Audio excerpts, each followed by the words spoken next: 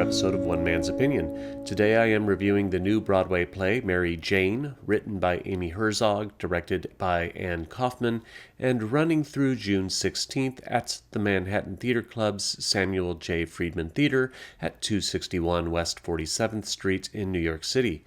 Be a steadfast, dedicated supporter of my work by becoming a patron over on my Patreon page, where you, for as little as $1 a month, can support this show and my classic cinema podcast, Yesterday's Matinee. Thank you to all my current patrons, especially my Neo and Hamilton tier patrons, and welcome to the new ones. A link is in the description.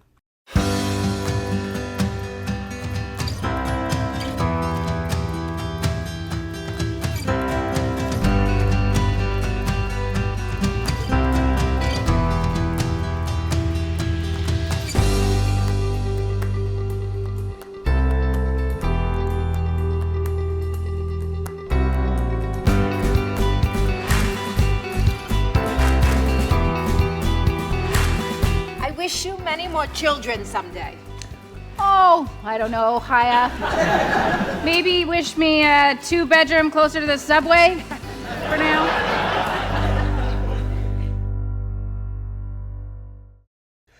I originally saw and reviewed Mary Jane when it made its world premiere at Yale Repertory Theater back in May of 2017, and I think the play has improved immensely since it first premiered 7 years ago. Herzog's heart-wrenching drama of a single mother, Mary Jane, played by Rachel McAdams, who helplessly watches the slow withering of her 2-year-old child suffering from cerebral palsy, and the mental, physical, and spiritual exhaustion she suffers through, is going to be a difficult watch for most anyone. The play appears to have been streamlined from a 2-hour piece with an intermission to about 1 hour and 35 minutes. There are still 2 acts, but the acts move quick enough that there's no need for an intermission and it's quicker runtime. The first act takes place in Mary Jane's New York City apartment, where her son Alex is on 24-hour watch, with either her or a nurse always awake and tending to his needs, cleaning him, feeding him through his gastrointestinal tube, providing some sort of entertainment, and so forth. After a medical emergency, we shift to the second act with a grand scene change as the lived-in, color-worn apartment ascends into the rafters, leaving behind it the antiseptic white of a hospital ward where the rest of the play carries out. This is beautifully designed by Scenic designer Lael Jellinek. McAdams, making her Broadway debut, had me nervous at first while watching some of her character choices for Mary Jane early on, but when I realized what she was going for, everything made sense, and her Mary Jane is fantastic. In the first act, she has Mary Jane practice in living with the facade of a false sense of happiness. Like if she doesn't stay chronically positive, everything she is fighting for and keeping her son alive will crumble and fall. One sniffle and a nosewipe later, a great bit of subtle direction by Kaufmann, and Mary Jane descends into a desperate fight for Alex's survival, trying to be diplomatic while in the pit of despair and anger with Alex's doctor, Dr. Toros, played by April Mathis. Mathis and the rest of the supporting cast play dual roles. For example, in the first act, she plays Sherry, one of Alex's nurses. There are some great scenes, especially in the second act, as Mary Jane spends months in a hospital with her son.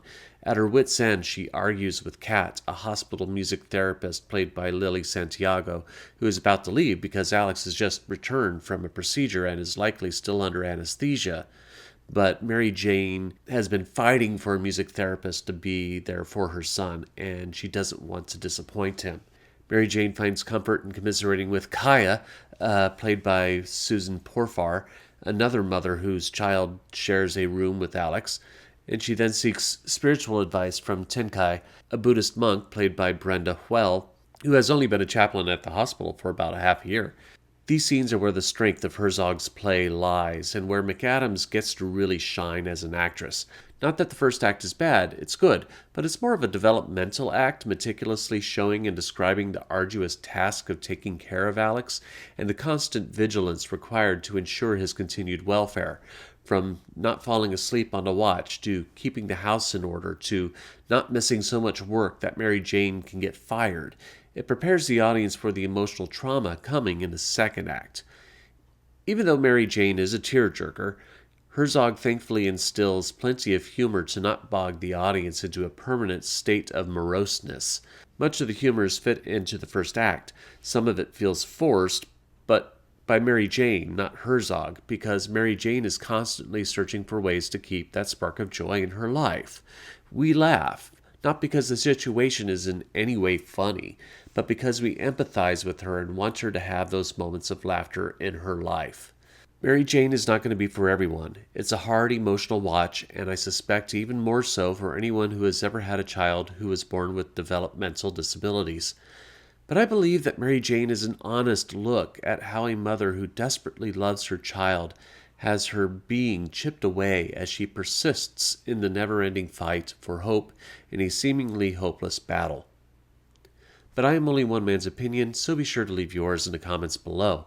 If you'd like to see Mary Jane, I'll leave a link in the description where you can get tickets. Also in the description will be a link to my Patreon page where you can support my channel. You can also support me by liking, sharing, and subscribing, and click the notification bell to be alerted to future reviews. My next review will be the new Broadway play, Patriots. Thank you for watching, and I will see you at the theater.